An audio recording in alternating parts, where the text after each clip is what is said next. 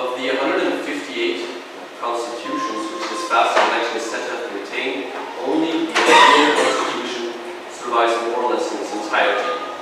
All that remains of the other constitutions is the epitome by the 2nd century BC scholar Heraclides Lembos, which in itself is only preserved through excerpts, and a large number of so-called fragments, i.e. citations in later writers. The Athenian constitution thus gives us the unique chance to compare the original text with later citations, which throws some light onto the filter through which the other constitutions are now known to us. It also allows us to assess the reliability of the intermediate sources as well as the editorial choices made in the standard edition of the Fragments of Aristotle by Valentin Rosem, which was the third version of it was published in 1886, before the publication and discovery of the papyrus containing the Athenian constitution, which was published in 1891. Now, apart from Heraclides, the three most important intermediate sources for the Athenian constitution are the Lexicon of the 10 Orators by Harpocration, 2nd century CE, which preserves about half of the total of citations we have, 53 of 93. Next is Scholia on Aristophanes, which offer 12 citations, and Plutarch, who offers 7 citations. In the presentation today, I will focus on Harpocration and Plutarch. Although the Scholia and Aristophanes are equally interesting and important, I will largely omit them here for the simple reason that they've already been the topic of a separate, well-written monograph by Fausto Montana, published in 1996, so I won't just repeat what he already says there. And for the same reason, I won't go into detail about the relation of the epitome of Heraclides Lembos compared to the Athenian Politeia, since a similar study is already found in the monograph of Heraclides by Marina Polito, published in 2001. I begin with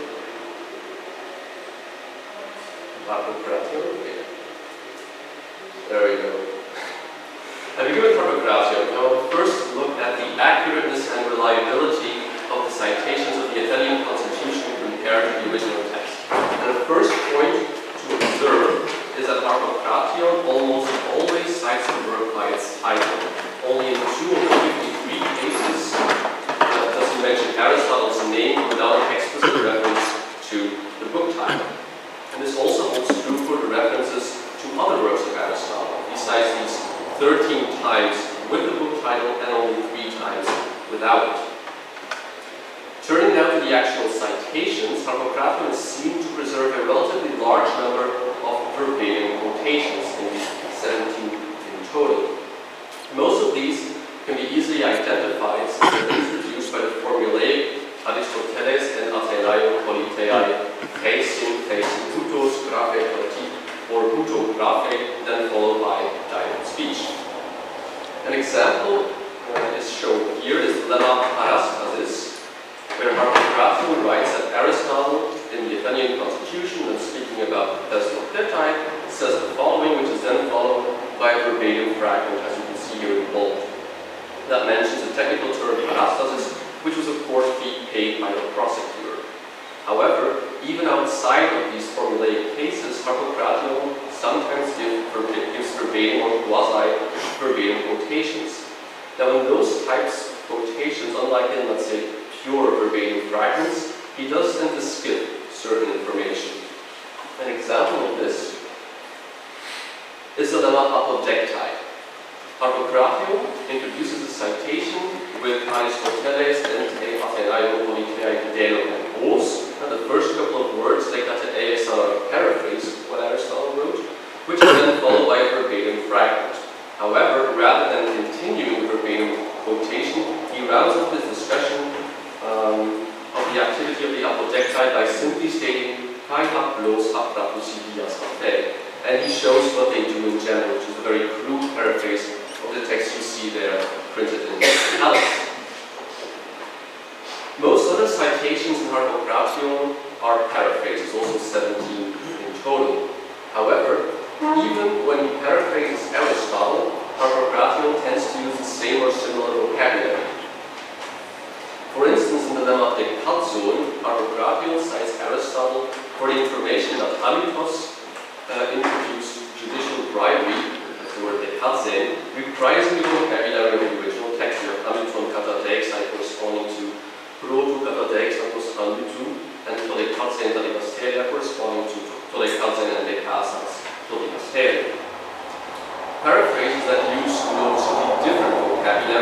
tend to be restricted to cases where Aristotle is cited in conjunction with another author. An example of this is the lemma litos, where Harpocratian says that the Athenians swore oaths near a certain stone, for which he cites Aristotle and Philophilus. We have prostimilitoi being the equivalent of antisusipostonithon, and tous orcus poiestai, the equivalent of homos antisexomniumtai and musi. Note that Aristotle is actually a bit more specific. He doesn't simply speak of the Athenians like Harpocratian does, but specifies that this ceremony with the stone was done for the diaetetai, for witnesses and for officials who start their new function. Apart from verbatim quotations and paraphrases, Harpocratian also occasionally gives heavily condensed abbreviations of the original text. At the end of the lemma of Thessaloniketai, which you see here, for instance, he cites Aristotle merely stating diaetetai posakutoi kratusin. He discusses what they do. Again, very crude summary of the entire text there, put in italics, written by Aristotle. The most frustrating type of citation, however, takes the form dialectai, lege or didasce per tutor Aristoteles. Aristotle speaks or instructs us about this. Although the citation itself merely indicates that Aristotle discussed whatever term Harpocratian is dealing with, Rose, the editor of the practice of Aristotle, generally attributed the preceding information in Harpocratian to Aristotle as well. Now, comparison with the original text shows that this indeed sometimes seems to be correct. For instance, the lemma Euthanaeas, which is shown here. In this lemma, Harpocratian states that the number of days of a Brittany was 35 or 36, to which he then adds the electai repetitum Aristoteles and Theathena. And this information indeed also recurs to the Athenian constitution, where Aristotle states, and I quote, each of the tribes in turn serves the Brittany as chosen by lot, the first 4 to be 5 days each, and the next 6 to be 6 days each, or they regulate the year according to the lunar month. However, there are also examples where this type of conclusion is incorrect. For instance, in the lemma Eutunoi, Harpocratian writes that this is the name of a political function in Athens. He says that the officials are 10 in number, and that people who have been ambassadors or officials or have regulated the state funds have to give an account of their actions to them. Harpocratian then adds the electai peri auton Aristoteles and Theathena politei. Now, the information on the number of officials might technically still be deduced from Aristotle, who says that the Athenians allot 1 oetos per tribe, from which you could deduce that they're 10 in total. However, the other details, which Rose included in the addition of the fragment and are put here in red, are not found there. In general, Harpocratian's citations of Aristotle are pretty reliable. However, there is one clear exception, which concerns the lemma Antigraphos. After citing Demosthenes and Aeschines as attestations of the term, he argues that there were 2 Antigraphos, one for the administration, tes Diocesius, and one for the council, tes Ules. For the former he cites Philophilus, the ethnographer, and for the latter, Aristotle. However, Aristotle does not use the term Antigraphos and certainly doesn't mention such a secretary as being in charge of revenues. This information seems to be fabricated on the basis of what Aristotle writes about the grammateus, who is in charge of the laws and assists the council, hence the tes next part. Aristotle actually states that this official copies all the laws antigraphetai kai hutos pantas, namely tus nomus, and Aristotle's use of the term antigraphing probably led to the erroneous association with an antigraphos. Now, this confusion might be the result of the fact that in this lemma, Harpocratian's knowledge of Aristotle might be indirect. This is suggested by the fact that the same confusion is found in Lexicon of Phocius, which also states that the antigraphos is in charge of reporting revenues, and that there was one for the administration and one for the council, duo de eison, homentes Diocesius, potes ules. The source of the confusion probably lies in the comparison with the grammateus, as you can see here, tropoi grammateus, Phocius writes. And the ultimate source of both Harpocratio and Phocius are probably the commentaries on the Attic Orators, written by Didymus, the great late Hellenistic scholar, on whom Harpocrates is known to have drawn heavily for his lexicon. And for the current lemma, this influence is also suggested by a parallel with the so-called glossae rhetoricae, that's a more obscure lexicon similar to Harpocrates, which is also known to have drawn on Didymus, and whose lemma Antica, as you can see, closely matches the lemma in Phocius. We have Phocius e Eleutros being the equivalent ante doulos e ante Eleutros, and we have more or less verbatim opta est eis phenomena beata antica homos proton grammatius. Unlike Phocius and Harpocrates, however, the lemma in the glossae rhetoricae does not contain confused erroneous information. Now, despite its general reliability, Harpocrates' purely lexicographical interests sometimes lead to omit relevant context. An example is this: the lemma Purbeis preserves the verbatim quotation of the Italian Constitution, as you can see, also introduced in a very formulaic way.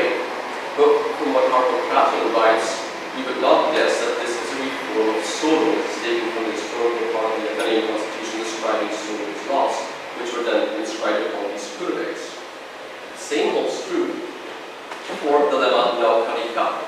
This contains another verbatim quotation. It discusses the introduction of the Demarchs, who received the same function as the Naukaroi had held before them, but from what Harpocrates writes, it remains unclear that this is a reform introduced by Cleisthenes. And this is, in this case, further obscured by the fact that Harpocrates writes kat esthesan and epoiesan, whereas in Aristotle originally had kat esthesan and epoiesan with Cleisthenes as a subject of that. If we look at the material which Harpocrates selected from the Athenian constitutions, we observe that his interests are heavily skewed towards the second part of the Athenian constitution, in which Aristotle gives a systematic description of the political system as it existed in his time. This section was especially useful to explain the technical vocabulary found in authors like Demosthenes and Aeschines, who wrote around the same time as Aristotle. The first part of the Athenian constitution, however, which gives a history of the Athenian polis from its foundation down to the restoration of democracy after the fall of the 404 BC, receives far less attention. In Harpocrates, only 11 of the 53 citations come from the first part of the Athenian constitution. Thus, Harpocrates preserves a relatively good picture for the systematic descriptive second part, but is very tenuous for the reconstruction of the historical part.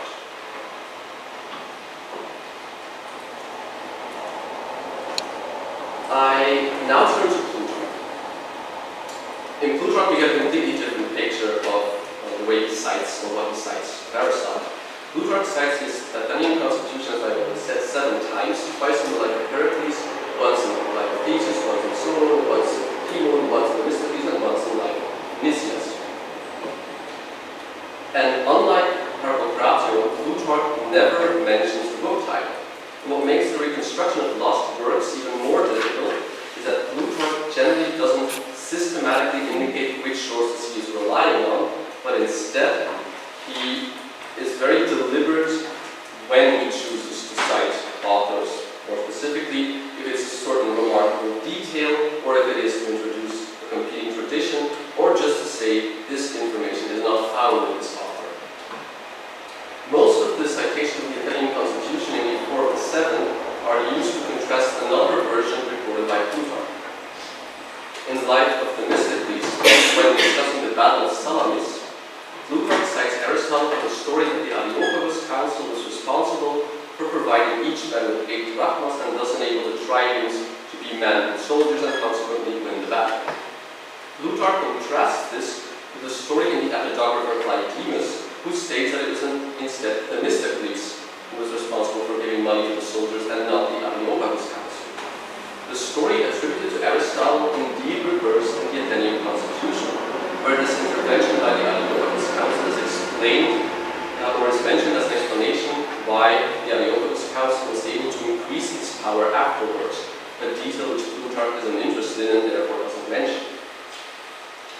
Plutarch introduces this with the statement that the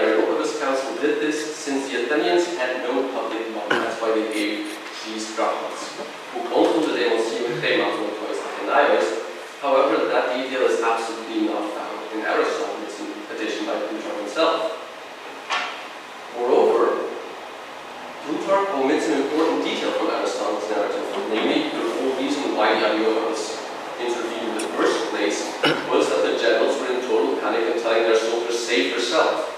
Again, something that Plutarch chooses to just ignore, or at least to omit.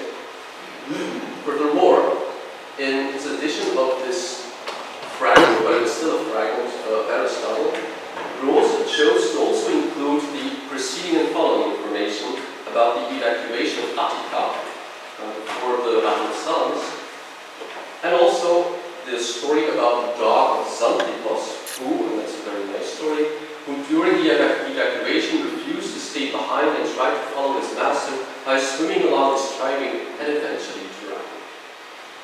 However, the story about the evacuation and about Xanthippos dog, so the stories here put in red, are not found in the Athenian constitution. So again, you see an overestimation of the scope of the fragment. Next is the life of Timon. And in this life, Plutarch cites Aristotle for a variant regarding Timon's generosity. Plutarch first relates the story that the rich Timon removed the fences of his fields so that strangers and citizens would be able to take fruits from his fields. Moreover, every day Timon also organized a dinner for the poor people and gave them a substance to allow them to devote their time to politics, and more specifically, of course, support him in his politics. Although Plutarch doesn't name a source for that story, a parallel with Athenian shows that he is relying on Theopompus, who discussed the story in his digression on the Athenian demagogues in the 10th book of the Philippics. Plutarch contrasts the story with Aristotle, according to whom Timon's generosity did not extend to all Athenians, but was restricted to his fellow demesmen, the Lachians. Now, according to Plutarch, Aristotle said this in reference to the daily dinner organized by Timon, he writes, however, in the Athenian constitution, Aristotle actually doesn't seem to have mentioned such a dinner. He instead states that Timon supported many of his demesmen to what he means by that is explained in the subsequent text, every day any of the Lachians were allowed to come to him to receive a modest livelihood. Plutarch probably associated this detail with the dinner found in Theopompus on the basis of Aristotle's use of the verb et. Interestingly, Heraclides, in his epitome of Aristotle's constitution, seems to have made a similar error. For Heraclides states that Timon, and he introduces an extra error of his own by naming him Ephialtes, offered his fields to whoever wanted to collect fruits from them, and he makes even more of his own version out of it, and with these fruits, the fruits that were taken, he organized the dinner. Organized dinner for many people. Note also that Plutarch doesn't preserve the tradition of Theopompus in its pure form either. For Athenaeus, who quotes Theopompus verbatim, says that Timon's dinners were lavish, he writes. Plutarch, in contrast, writes that Timon prepared a modest dinner.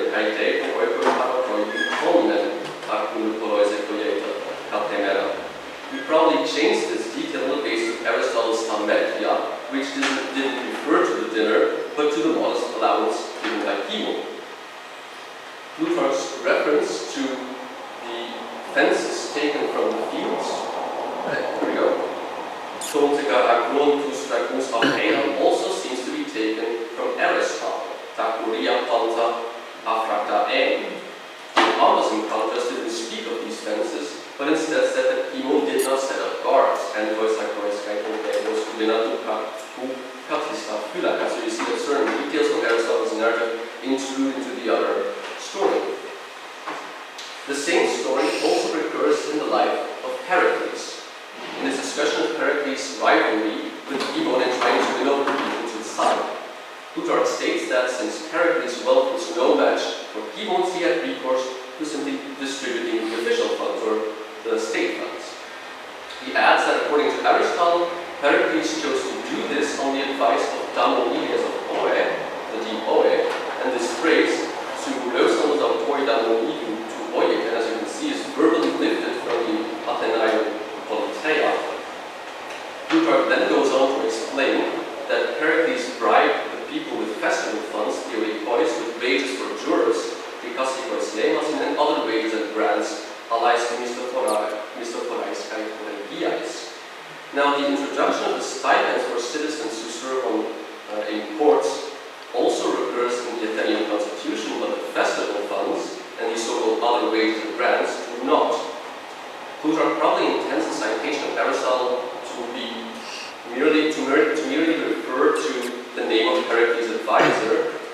dominated way, but nevertheless chooses to adopt a bit more information from Aristotle into his narrative. This is the case not only for the reference to the jurors' wages, but also for the statement that Pericles was no match for Cimon in terms of wealth, and Arturos and Pluto which seems to be based on Aristotle as well. Like in the life of Cimon, Plutarch's description of Cimon's generosity is based on Theopompus mixed in with Aristotelian details. And Plutarch even seems to have been inspired by Aristotle's certain vocabulary he chooses to use. He describes the rivalry between Cimon and Pericles with the verb kata demagogumenos, which recalls Aristotle's relatively rare word anti-demagogon. And furthermore, Pericles' additional supposed koregiai might be inspired by Aristotle's use of the same word, because it taught him koregian and edeponos, and there's no match for his koregia. In the subsequent paragraph in the life of Pericles, which discusses the assassination of the politician Ephialtes, Plutarch cites Aristotle a second time, again for a variant. He first cites the historian Idomeneus, according to whom Pericles was responsible for Ephialtes' death. Plutarch rejects this slanderous story, since in his view Ephialtes was a friend and partner of Pericles in his political plans. Plutarch instead chooses to endorse a tradition that Ephialtes was murdered by a conspiracy of his enemies through Aristoteles of Tanagra, for which he cites Aristotle, and indeed the name of the assassin is found in Aristotle's Athenian constitution. Now, although Aristotle doesn't make an explicit reference to a conspiracy or to a plot of his enemies, Plutarch probably deduced it from the fact that he uses the word phonetes. Plutarch also adds the reason for the assassination, namely Ephialtes was feared by the oligarchs since he was relentless in his examination of efficiency rights and the prosecution of people who had wronged the public. Rose also chose to include information here put in red, the entire explanation, but again, it's not found in the Athenian constitution. It has been added by Plutarch. Incidentally, Plutarch's entire reason for preferring this tradition, namely Ephialtes was not an enemy, but was a friend and partner of Pericles, actually does not agree with Aristotle either. For in Aristotle, Ephialtes is a political partner of Themistocles and not of Pericles. It is true, though, that in the Athenian constitution, both Ephialtes and Pericles are responsible for increasing the power of the Areopagus Council, which probably led Plutarch to say they belong to the same party as they are friends of each other. Next is the life of Solon, and here Plutarch again cites Aristotle for a variant. After describing Solon's laws, Plutarch states that Solon made his laws valid for 100 years, and these laws were written on wooden tablets, which are called axones, some of which were still preserved in Plutarch's own time, which name he says. Then Plutarch states that, according to Aristotle, these tablets were called curbes. We've already seen the curbes crafted before. And after quoting an attestation of the term in the comic poet Martinus, Plutarch adds that some people use the term curbes in a more specific sense, namely to refer to the tablets containing the sacred laws and sacrifices, whereas the tablets containing the other laws were called axones. In the Athenian constitution, in any case, Aristotle simply uses the word curbes. Now, the distinction between the curbes supposedly referring to sacred laws and the axones supposedly referring to private laws also recurs in the grammarian Aristophanes of Byzantium, as you can see here in the right column of the table. And it's possible that Plutarch's direct source for that information might have been grammarian Didymus, who is known to have transmitted Alexandrian scholarship and whose work on the axioms of Solon Plutarch cites at the very beginning of the life of Solon. Interestingly, the detail about the 100-year-long validity of Solon's laws also recurs in the Athenian constitution, so again we see that later that Plutarch seems to have adopted additional information, or seems to have adopted more information from Aristotle than he acknowledges. The last citation of Plutarch is found in Plutarch's life of Nicias, where he cites Aristotle's judgment of a politician. Now, Plutarch states that according to Aristotle, the best citizens were Nicias and Heratos, Thucydides, son of Milesius, not to be confused with the famous historian,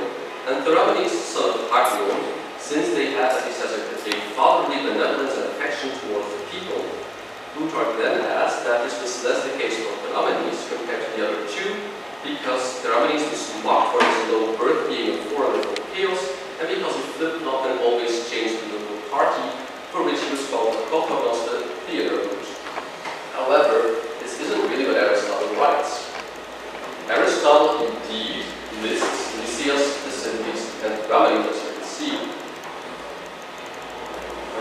But first of all, calls them the best politicians, who Athenians rather than the best citizens, which is minor detail. He also, Aristotle also adds, they are the best metatus archaeus after the ancient politicians, namely after Solon, Pisistratus, and Cleisthenes, whereas in Plutarch they are just the best of all time. Plutarch's Patricen ekkontes Gönen kai filian nostrum demon probably renders Aristotle's Caethole Pasei Patricos Romanus. Note, however, that Aristotle attaches that one detail of his judgment only to Lysias and Thucydides and not to Theramenes, a distinction which Plutarch glosses over. Aristotle also speaks of their attitude towards the polis and not towards the demos. In the Athenian constitution, in fact, the advocates of the demos represent a very specific political faction to which Lysias did not belong. Plutarch, in contrast, probably sees no real difference between demos and polis, which is basically interchangeable. Note also that Aristotle doesn't give these politicians patronymics, which Plutarch must have added from elsewhere. He probably found Lysias' father's name in Thucydides, and found the father's name of the politician Thucydides in Plato, either Plato's Meno or the pseudo-Platonic Theades. Theramenes' father's name might technically be derived from Aristotle, because he does mention it in another section of the Athenian constitution, but might equally well derive from Thucydides. Finally, the entire explanation about Theramenes, although it is introduced with Gertjan and thus might lead us to believe that it continues a fragment of Aristotle, actually does not derive from Aristotle, but instead seems to have been taken from a comic source. Bad politicians were indeed often accused in old comedy of being foreigners and therefore completely unfit to govern Athens. Theramenes even seems to have been mocked as such by Aristophanes and Euclid, and moreover, Theramenes' nickname of the Kokos is found in, for instance, Aristophanes' Frauds, and also recurs in Xenophon's Hellenica, but not in the Athenian constitution.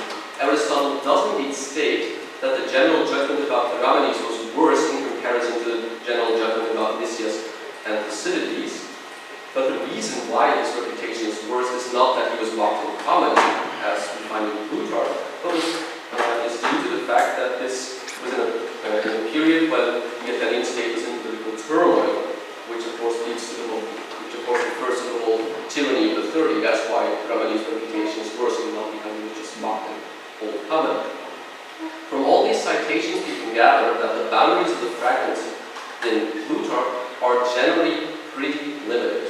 Although he sometimes adopts a little more information than what he cites Aristotle for, he tends to mix that additional information in with other sources. So blindly attributing all of it to Aristotle is simply misleading and incorrect. And this should, as you can see from the comparison of these fragments, Plutarch does not use Aristotle as his main source for a large chunk of text. He cites it for certain small details. And that should make us very suspicious of the addition of the fragments of Aristotle, which was made by Gertjan in 1987. Of course, Gertjan tends to print large chunks of text. Plutarch has fragments of Aristotle. I'll just show you a few images to give you an idea of what this looks like.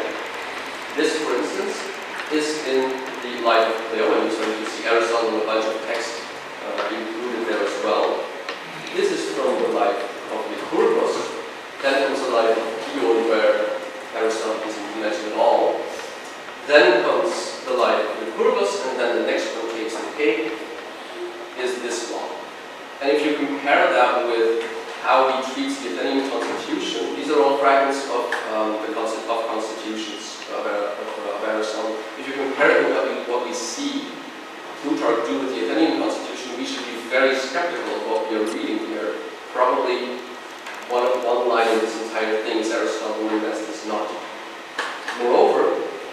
seen, even for information which is explicitly attributed to Aristotle, Plutarch is not always very accurate.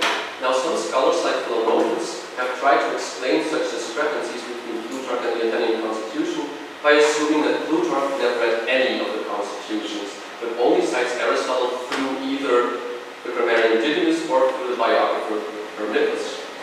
Now, it is true that Plutarch's knowledge of Aristotle or of authors in general is not always direct. And one example we look at that might be case or might be evidence of that is the text on Curies, where you might have taken Aristotle, citation of Aristotle from Didymus.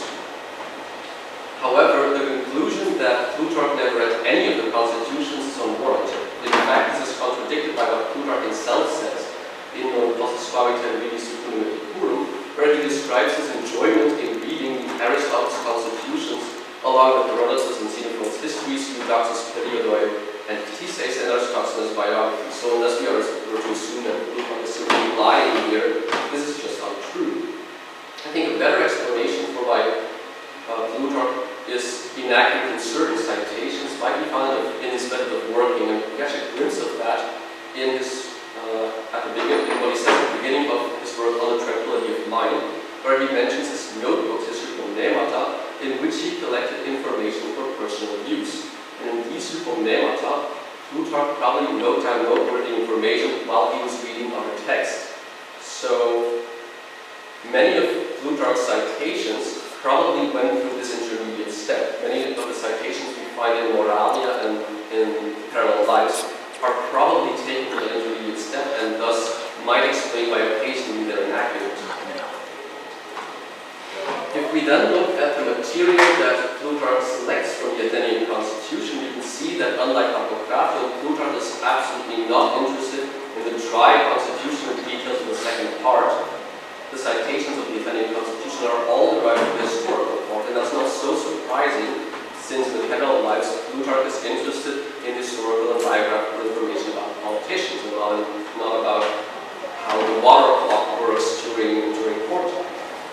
At the same time, however, the Athenian constitution doesn't offer a whole lot for Plutarch in this regard, since Aristotle's focus is still on constitutional history and technicalities rather than on anecdotes about politicians. The only major exception we find concerns Solon, and indeed, Plutarch's description of Solon's legislation in Life of Solon shows several parallels with the Athenian constitution, parallels which I've omitted here, since for the present talk I've chosen to limit myself to the name citation, but you see him use Aristotle again without acknowledging it. Finally, I want to look at two citations or two fragments of Aristotle and Plutarch that have tended to be overlooked. The first is found at the end of the life of Solon, which closes with the story that when Solon died, his body was cremated on the island of Salamis. Now Plutarch, who doesn't believe the story, says that it's told by Aristotle, and Gahia chose to attribute it to the Athenian constitution, where it's nowhere to be found.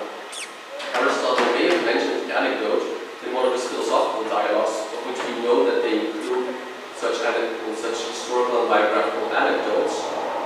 An alternative possibility is that he may have mentioned in his work Perikoiton, which is known to have contained biographical information about poets who Solon is or alternatively, it's also possible that it's right from his historical which is sometimes attributed to Theophrastus and is also known to have contained such historical and biographical information. In any case, it's not found in the Athenian constitution. And the other citation I want to draw attention to is a very similar story in the life of Pericles, where you have a passage where Plutarch discusses Pericles' teachers. He says Pericles' teacher in music was Damno, but he also cites Aristotle, again a variant, according to whom Pericles was taught by a certain Pythocleides. Gahia, again, somewhat logically attributes this to the Athenian constitution, but again, the information is not found at all there. Now, some scholars have suggested that this reference to Aristotle is simply wrong. It's just an error that we actually meant to cite Plato, who mentions in the first Alcibiades. And such confusion is certainly possible, especially if we assume the intermediate step of such a phonema that we might have gotten confused. However, like with the fragment of Solon's cremation, it's equally possible that Aristotle mentioned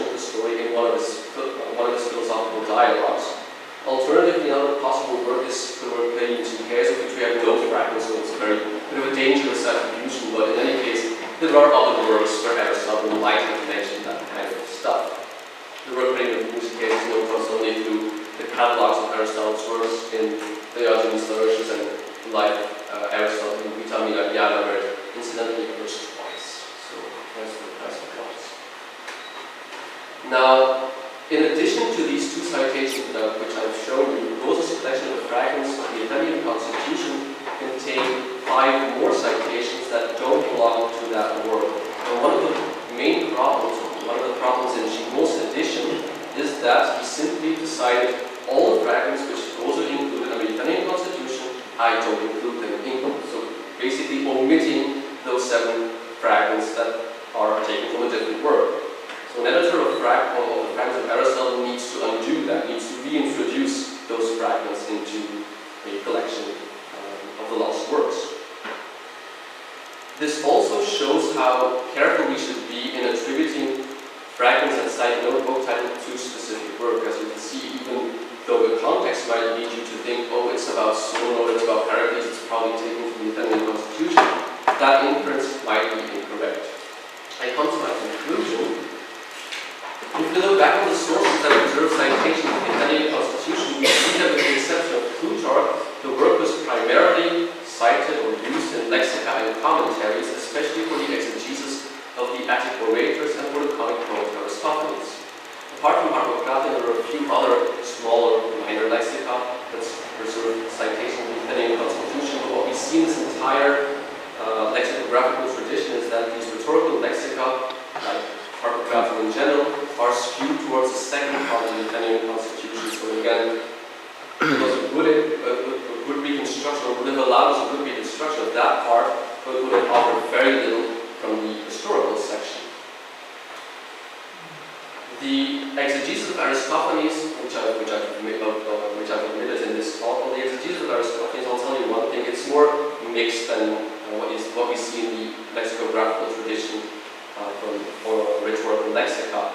We have a bit more information drawn from the historical section, and that's again not so surprising, since Aristophanes does not only use the political and traditional vocabulary that gets explained in the second part, but also alludes to historical events which you can find explained in Aristotle in the first part. Plutarch, in contrast, has complete different interests and cites Aristotle in a much different way than these lexica and scholia do.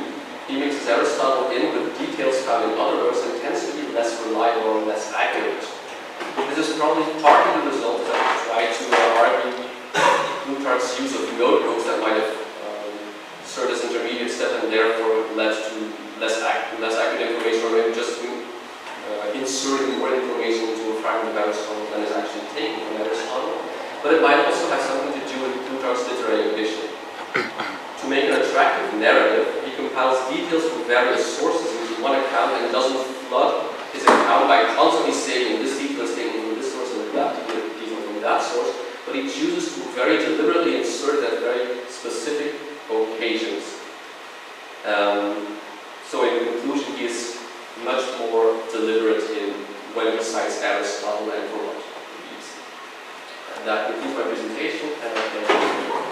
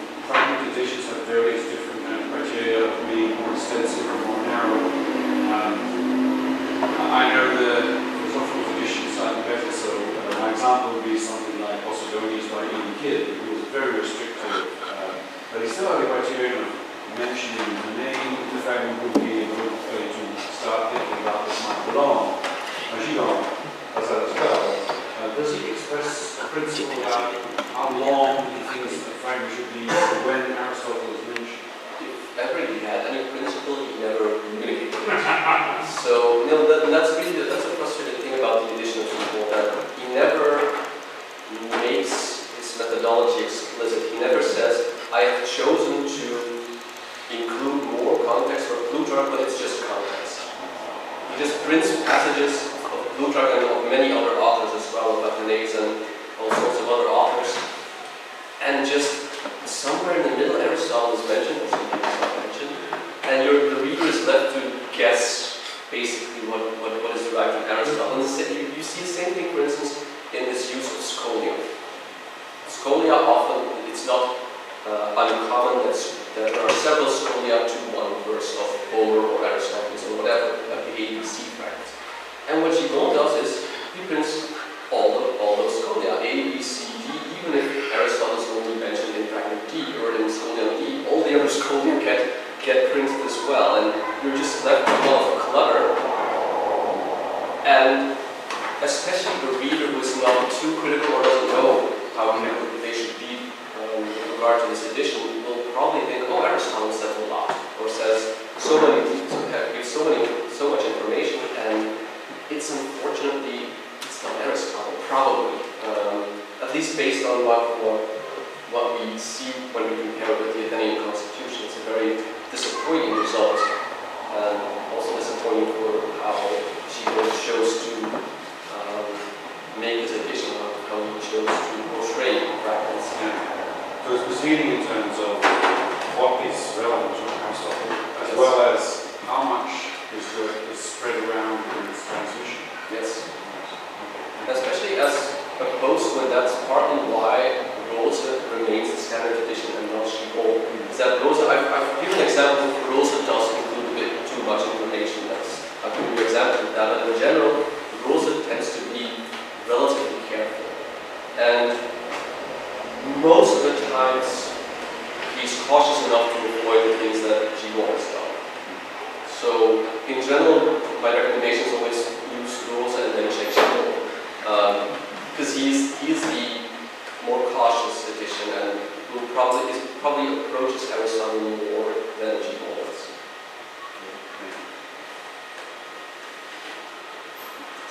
Thank you, that was really fascinating. I'm interested in Plutarch's motivation for mentioning Aristotle by name when he does. So is that usually, is he trying to compare him with other sources, or is it usually to give his argument more weight? Aristotle says this, or do you think there's other motives?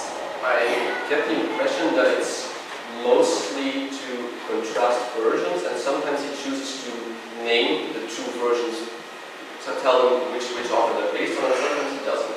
For instance, with the Theopompus fragment, he chose not to mention Theopompus. He just says, this is the version I give you as version 1, and then Aristotle says version B. I wouldn't... he might have intended sometimes to be an authoritative argument by saying, well, Aristotle says it, therefore it's more reliable, but as you've seen with the fragment on Solon's cremation, he cites Aristotle and then says, I don't believe it. So, I certainly wouldn't generalize that, though he does seem to like Aristotle, at least as an authority.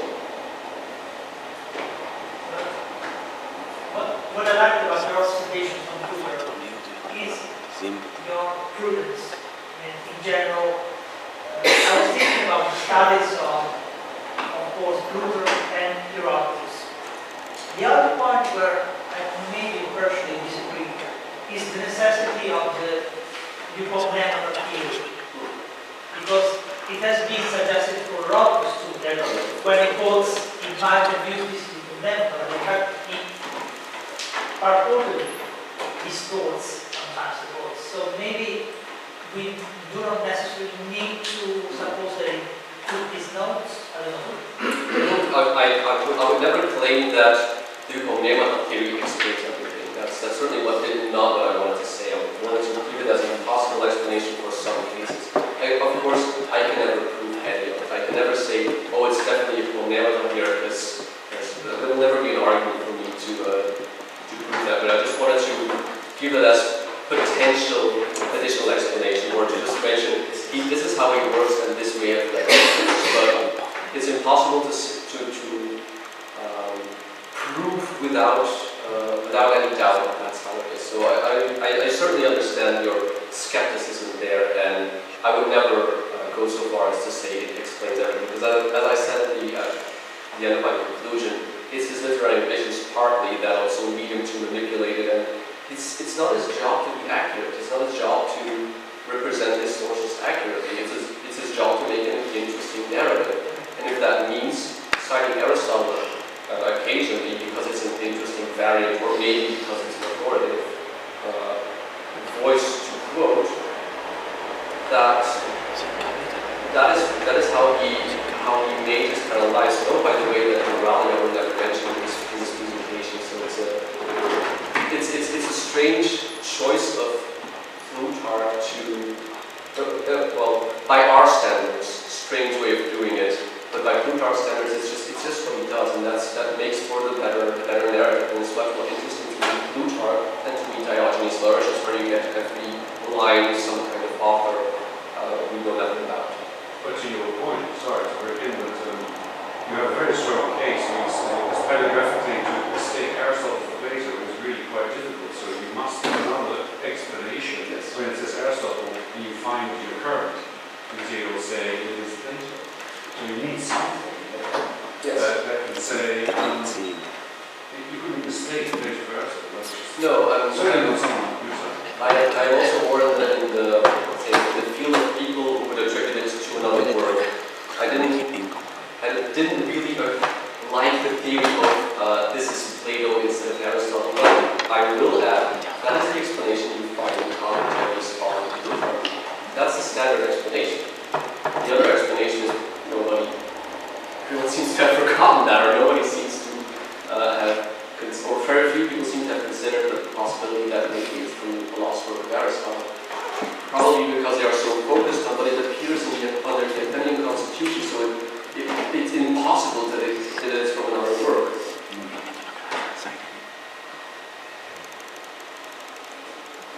Thank you for your paper.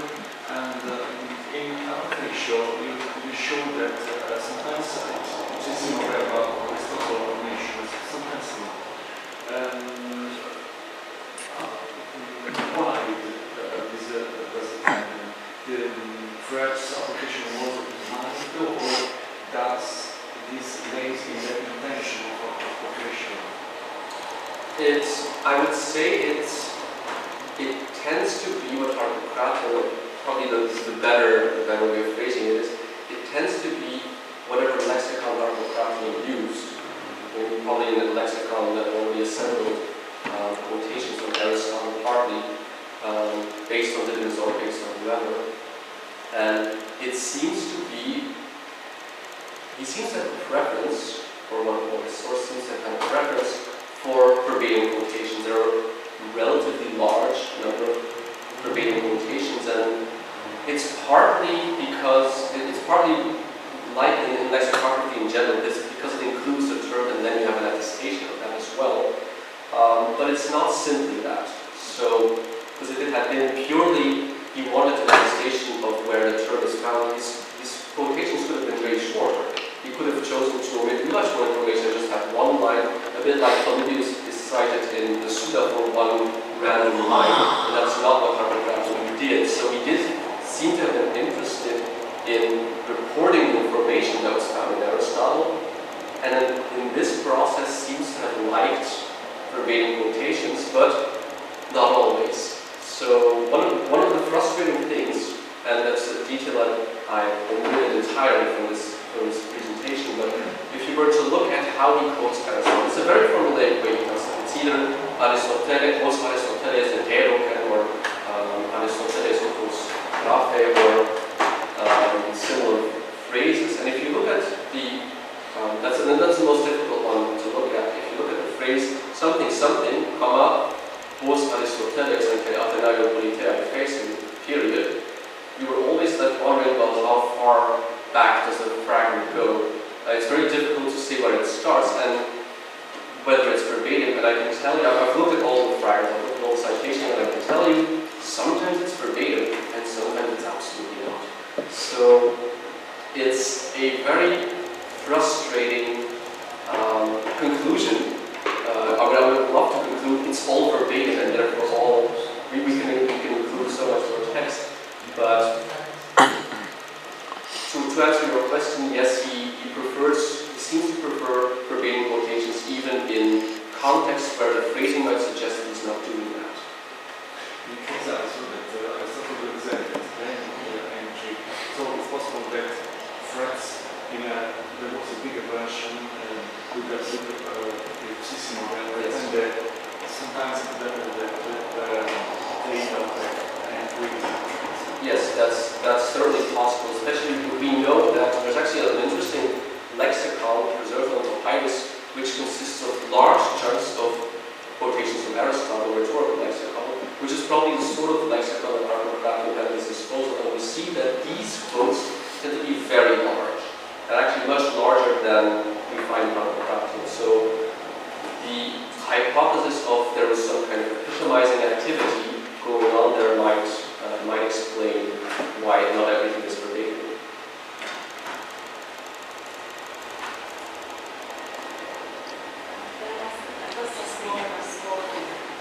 Are there any comparison between or any difference between accents and rubrics in Grammacy? You explained last night about rubrics. He mentions there's a part